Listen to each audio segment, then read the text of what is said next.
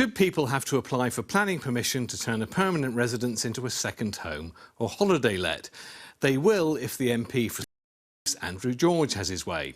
He's one of the winners of a parliamentary lottery which gives a handful of MPs the chance to introduce a piece of legislation which could make it onto the statute book.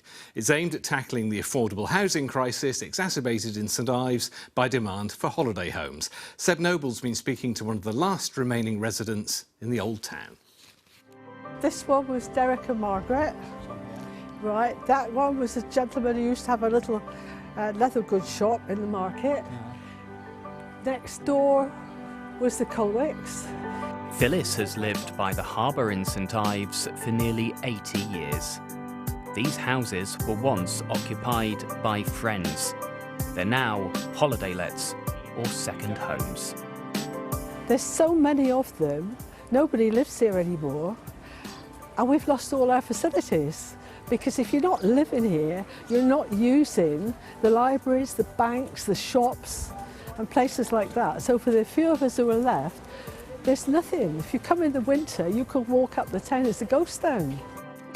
She thinks some second homeowners do support the town, but too many holiday lets have driven up house prices for young people. The cheapest house down here is probably $500,000. Even the council house is 300,000. You know, you don't buy that on a minimum wage. And housing is the base of everything. If you haven't got anywhere to live, nothing else falls into place. Just to give you an illustration of the spread of second homes here in St Ives, this is a mostly residential area away from the harbour front. I spoke to one lady who lives around here, says she now lives next to a holiday let, and the other ones are starting to spring up in what used to be former council houses. Mind you, with a view like that, you can understand why. Governments past and present have promised to tackle the increase. Labour's pledged to introduce a registration scheme for holiday lets this year.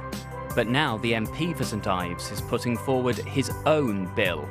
It'd apply to homes originally built to be lived in, with local councils deciding whether they can be converted into a holiday let or second home. It's about making sure that you can manage your stock so that the needs of the local community, the local population, can be taken into account.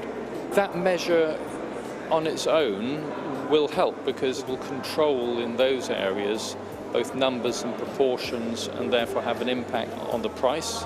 It wouldn't apply retrospectively, but any new owners would have to comply if those properties changed hands in future. But those in the sector feel they're being made a scapegoat and have already seen taxes increase as well as losing favourable tax breaks. Cornwall is a very delicate ecosystem, and tourism is one of those huge cogs that feeds all the other industries down there. If you keep messing with it, you're not only going to have a housing crisis, you're going to have an employment crisis here because we are going to lose jobs. We've done all these measures, we still have a housing crisis. It is such a bigger issue than second homes and holiday homes. Back in St Ives, the former mayor here thinks it's worth a try, but fears the horse has already bolted. We've already got 1,000 houses in St Ives that are second homes or holiday homes, and that's the ones that are registered as second homes as holiday homes, not the ones that are already converted into businesses and don't show up on that stat. So, you know, we're 10 years too late, really, with it. So does Phyllis think the tide can be turned? Well, it's going to take a long time, isn't it? What are you going to do? You know, we need to build affordable houses for our own people that are homes and not assets. Because a lot of these people in these flats, it's an asset. Do we really want town use like that? Are lovely people, but it's a shame. It's just a shame.